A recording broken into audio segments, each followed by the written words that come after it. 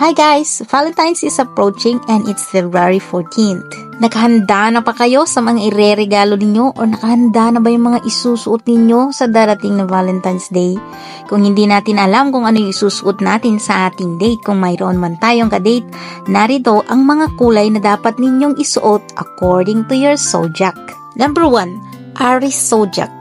Ang mga ipinanganak ng March 21 hanggang April 19. Ang Aries ay fiery sign. At alam niyo ba kung ano yung fiery sign na tinatawag?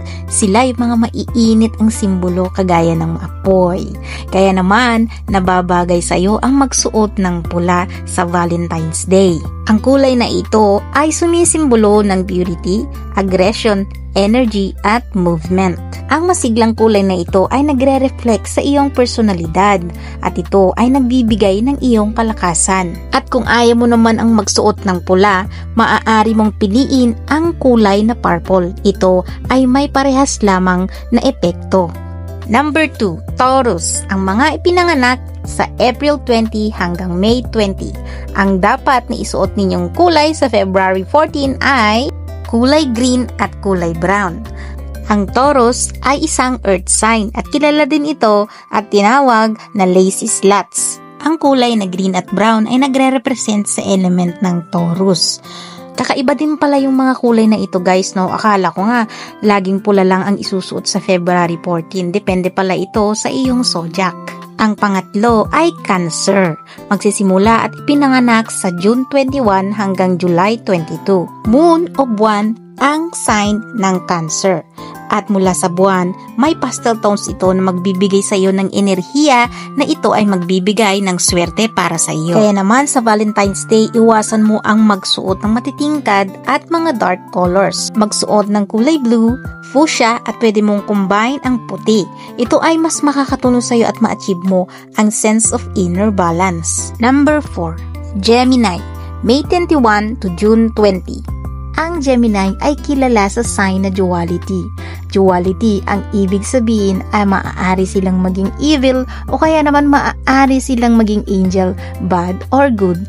Kaya ang ibig sabihin ay maaari nilang isuot ang kontrast na kulay katulad ng itim at puti. Kaya naman hindi mo kailangang masyadong mag-isip ng kulay ng damit na iyong isusuot. Number 5, Leo, July 23 to August 22. Ang Leo ay attracted sa mga maiinit na kulay katulad ng pula at oranges. At sila ay nag-e-enjoy sa pagiging center of attraction. Sun o araw ang nangingibabaw na sinyales ng Leo. Kaya naman ang mga kulay na ito ay related sa kanyang sinyales na magbibigay ito ng tagumpay at swerte para sa Leo. Pwede rin sa Leo ang metal at bronze. Nakakatulong ito para ma-improve ang kanyang overall personality. Number 6, Virgo, August 23 to September 22. Ang Virgo ang pinaka-romantic sa lahat ng signs. Sa Virgo, kailangan niyang balansehin ang mga maiinit na kulay para sa kanya na ito ay mga oranges tones at ang kulay na dark chocolate brown upang mahanap niya ang kanyang lakas ng loob para sa kanyang unang date. Idagdag natin para sa Virgo na hindi advisable ang kulay na pula para sa kanya dahil ito ay hindi magdadala ng magandang resulta. Number 7, Libra, September 23 to October 22. Ang Libra ay pinangungunahan ng sign na Venus. Puti at orange naman ang bagay sa iyo at bukod pa dyan, light blue ang makakapagbigay ng swerte para sa iyo sa Valentine's Day. Ang kulay na turquoise sa kombinasyon ng green at blue ay makakatulong sa iyo para sa isang relax at pakikipag-communicate mo ng klaro sa iyong date. Number 8 is Scorpio, October 23 to November 21. Ang mga Scorpio ay matatapang, sila ay agresibo din at gustong-gusto nila ang mga matitinting bagay kung ikaw ay nagpapakita ng iyong madamdaming side.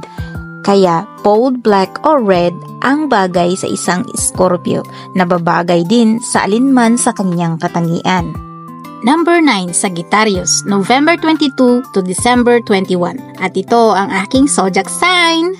Ang Ang mga Sagittarian ay ginantimbalaan bilang free-spirited nature na ang ibig sabihin ay mahilig sila sa mga adventure. Sila din ay independent sa kanilang mga ginagawa at lagi silang naghahanap ng mga adventure na kanilang gagawin or pupuntahan. Kaya turquoise at burgundy ang nababagay sa'yo para sa Valentine's. Ang turquoise at burgundy ay secondary colors na nagmula sa green, blue, red, black at ito ay nagre-reflect ng iba't ibang aspeto ng iyong personalidad. Number 10, Capricorn, December 22 to January 19. Nababagay ang kulay na earthy brown tones para sa isang Capricorn dahil mayroon silang mga mithiin at pangarap sa sarili at malakas na pagpapahalaga sa pamilya. Kaya nakakatulong ang kulay na earthy brown tones para sa mga Capricorn para mapalakas ang kanilang confidence at maboost ang kanilang motivations. Ang kulay gray din ay isang kulay na nababagay sa iyo bilang isang Capricorn at ito ay sumisimbolo sa iyong kakanyahan.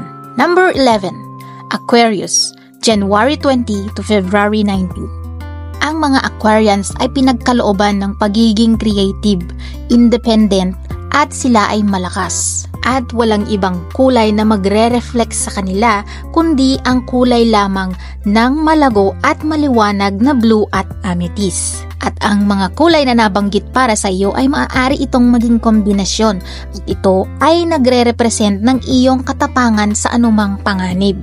And last but not the least ay Pisces, February 20 to March 20.